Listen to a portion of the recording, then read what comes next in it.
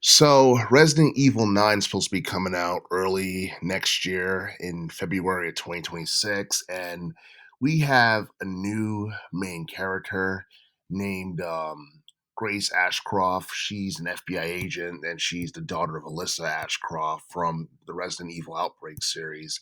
And um, and a lot of people are looking forward to Resident Evil 9, but it has a lot of people talking because I feel like this game is like one of the first within the mainline series that we've had in a while where we had a female main protagonist. And speaking of which, like the last memorable female protagonist that we had in this game was Joe Valentine. And a lot of people have debated for many years on whether or not Capcom has ruined, Jill Valentine, because the last time she was actually relevant was Resident Evil. I believe it was Resident Evil 5, where she was an antagonist. And this was after she was captured by Wesker and she got infected by the T virus and she became like a super powered henchman and all that. And the thing is, like, she never died or anything like that, but she basically she has been like recovering from the side effect of the T virus and all that other stuff. But for the most part, it seems like there hasn't been any like storyline progression with her or any character development with her following Resident Evil 5. And I feel like that's kind of disappointing because she's been around since the beginning. I think the original Resident Evil game came out on the PS1 back in 1996. And she was one of the main characters alongside I believe it was Chris Redfield. And yeah, I mean, she was the main character in Resident Evil 3. And the last time like she got any type of like mainstream exposure was when Resident Evil 3 the remake came out back in 2020. And that game did like really good in terms of sales. It sold like 9.6 million copies worldwide. And it's crazy because I think, yeah, 2020 was back when the pandemic happened. So the fact that it still managed to sell as much as it did during COVID is insane. And it's crazy that Capcom has not really done more with her. But after everything we saw in Resident Evil like 5, like what do you really, do with her? Like how do you like make it where she's interesting again? How would you do that in a way where it's canon and it all makes sense and people would be emotionally invested in Jill Valentine? A lot of people feel like Capcom kind of, yeah, they've kind of mishandled her character to say the very least. And it's one of those things where it's like, did Capcom like, hate Jill Valentine, or were they really hell bent on trying to get their audience on focusing on new characters? Because for the past couple of years, it feels like Ethan Winters has been getting shoved down our throats with like Resident Evil 7 Biohazard and the game that came after that. But here's the thing.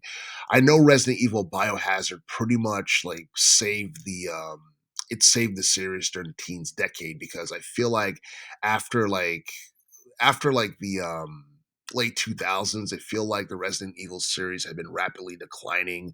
A lot of people said they didn't really like Resident Evil 6, but it really depends on who you talk to. I feel like for some people it's an acquired taste. It's something that like they have to, there's some aspects about the game that's likable, like the story and all that stuff. But I don't know, the gameplay just felt very different from all the other Resident Evil games that came before it, which is probably a turnoff to a lot of people.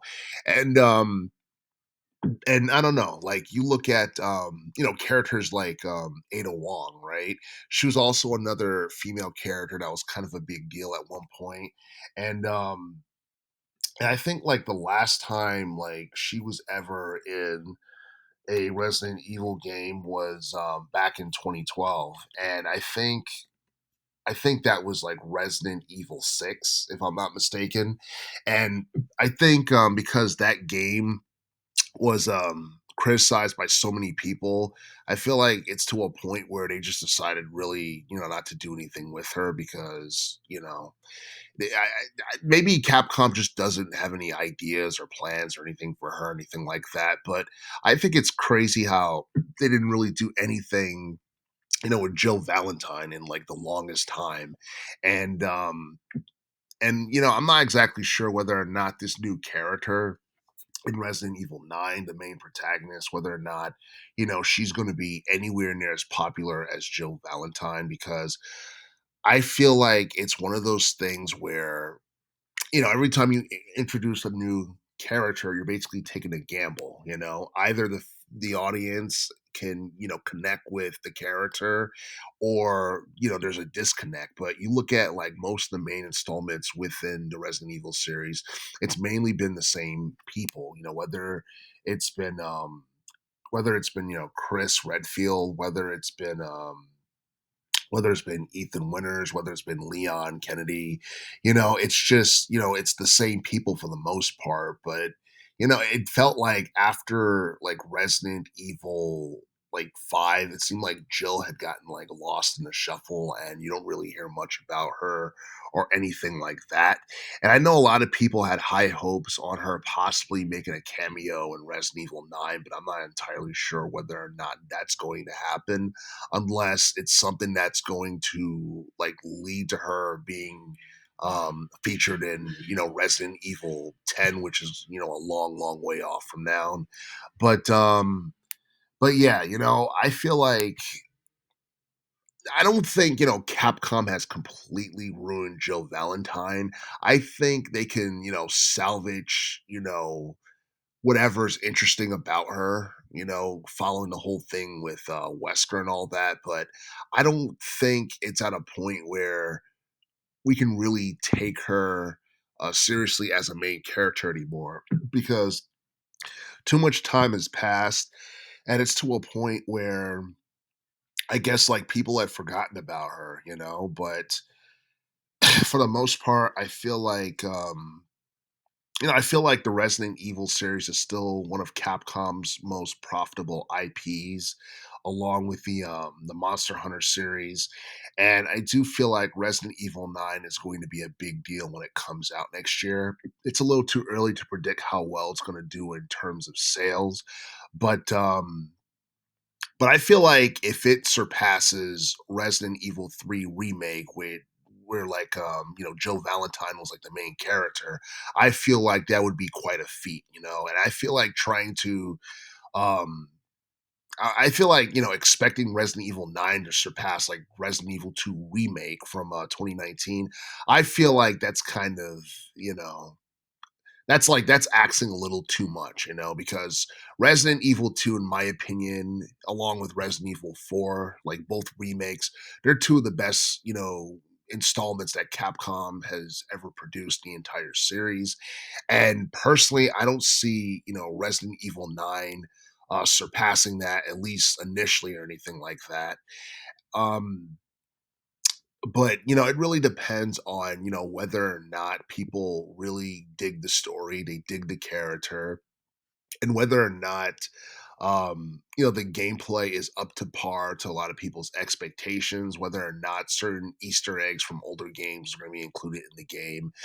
I feel like there's a lot riding on Resident Evil 9, for the most part. But I feel like Resident Evil is going to remain more popular than Silent Hill, because I know we're supposed to be getting some Silent Hill games, coming out in the future, like Silent Hill F, and I think there's like another Silent Hill game that's supposed to be coming out as well. But yeah, Resident Evil as a survival horror IP has managed to stay relevant throughout the 2000s and like the late teens, and I think it's to a point where the last two um main entries in the Resident Evil series have had a ton of success. They got people anticipating, what Resident Evil 9 is going to be like, how well it does in terms of commercial sales, and whether or not there's going to be any pleasant surprises. But as far as Jill Valentine, like being a main character in the Resident Evil franchise. I don't ever see that happening in the future. And I think it's a damn shame because she had a lot of potential. And I do feel like Capcom could have used her better in terms of storyline and character development and all that stuff in some of the older games.